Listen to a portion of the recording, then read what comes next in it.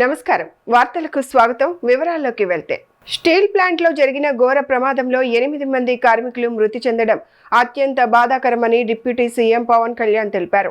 ప్రమాదంలో గాయపడి ఆసుపత్రిలో చికిత్స పొందుతున్న క్షతగాత్రులను పరామర్శించిన అనంతరం ఆయన మీడియాతో మాట్లాడారు.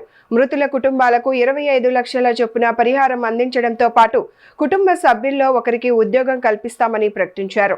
అలాగే గాయపడిన వారికి 10 లక్షల చొప్పున ఆర్థిక సాయం అందజేస్తామని వెల్లడించారు. భవిష్యత్తులో ఇలాంటి ప్రమాదాలు పునరావృతం కాకుండా కట్టుదిట్టమైన చర్యలు తీసుకుంటామని పేర్కొన్నారు. ప్రమాద ఘటనపై ప్రత్యేక కమిటీతో సమగ్ర విచారణ జరిపించి నివేదిక ఆధారంగా తదుపరి నిర్ణయాలు తీసుకుంటామని చెప్పారు. నిన్న జరిగిన 4:15 మన స్టీల్ ప్లాంట్ మెల్టింగ్ షాప్ 1 దగ్గర ఒక సడన్ ఎక్స్ప్లోజన్, లిక్విడ్ మోల్టెన్ స్టీల్ని పట్టుకుని ఒక బకెట్ లాంటిది ఉంటుంది, దాని ల్యాడర్లో అది బ్లాస్ట్ అయింది. ఆ బ్లాస్ట్ అవడంలో దాదాపు నిన్న మనందరికీ తెలిసిన దాదాపు 8 మంది చనిపోయారు, ఒక 6 మంది గాయపడ్డారు, తీవ్ర గాయాలని.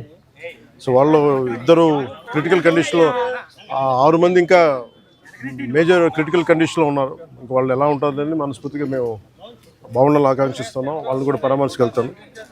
అలాగే ఇంకొక 2 ఇప్పుడే ఇందాక కిమ్స్లో చూసి రావడం జరిగింది. వాళ్ళ ప్రాణాపాయానికి బయటపడ్డారు. ఇప్పుడు ఇందాక లోపలికి పోయి మొత్తం చూస్తూ ఉంటే కార్మికులు కూడా కొంతమంది ఇంటరాక్ట్ అయ్యారు.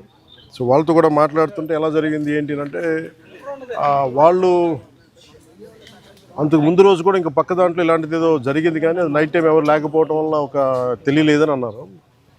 ఇది బేసిక్, ఇది ఎంత సేఫ్టీ ప్రోటోకాల్స్ ఎంత జరిగినాయి, ఎంత మెయింటైన్ చేశారు సేఫ్టీ ప్రోటోకాల్స్.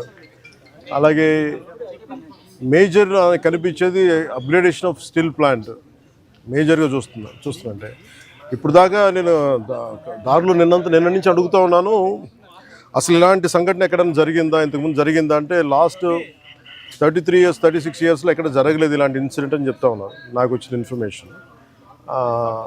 ఇలాంటి పర్టికులర్ స్టీల్ ప్లాంట్ బిలాయ్ ఉంది, కానీ మిగతా అన్ని కొంచెం డిఫరెంట్ స్టీల్ ప్లాంట్స్, వాటి మెషినరీ కానీ వాటి అప్గ్రేడేషన్ కానీ కొంచెం డిఫరెంట్గా ఉంటుంది. దీనికి లాగా ఉండేది ఒక బిలాయి తప్ప మిగతాయి కొత్తగా ఉంటాయి. అదే ప్యారలల్గా మిగతా చోట్ల ఎక్కడ జరుగుతున్నాయని.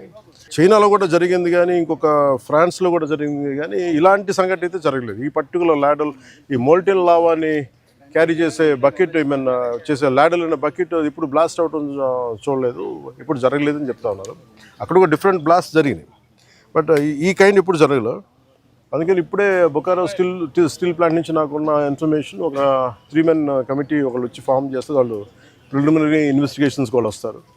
ఏ నేపథ్యంలో జరిగినాయి, సేఫ్టీ ప్రోటోకాల్స్ ఎలా ఉన్నాయి, సేఫ్టీ ఆడిట్ ఎలా జరిగింది, ఇవన్నీ పరిగణలో తీసుకొని వాళ్ళు చేశారంటే ఇవన్నీ సీరియస్ ఇష్యూస్ కాబట్టి కూర్చోబెట్టి ఒక ప్రెస్ మీట్లో ఇది ఒక ఎమోషనల్గానో ఏదైనా కూర్చోబెట్టి సడన్గా ఒక మాట అనేయకూడదు. అది మా అందరి మీద బాధ్యత ఉంది.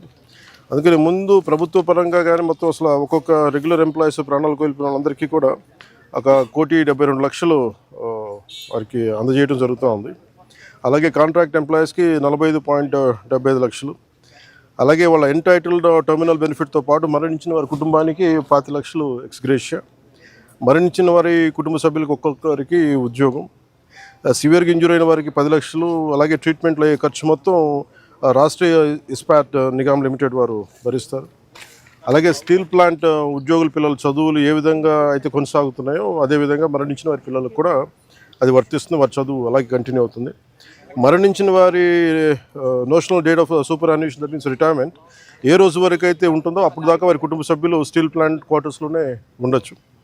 అలాగే ఎవరైతే కుటుంబ సభ్యులు స్టీల్ ప్లాంట్ టౌన్షిప్ బయట ఉన్నారో వారు కూడా ఇఫ్ దే డిజైర్, అంటే వాళ్ళు కోరుకుంటే ఆ స్టీల్ ప్లాంట్ క్వార్టర్స్లో కూడా వాళ్ళు కూడా ఉండొచ్చు.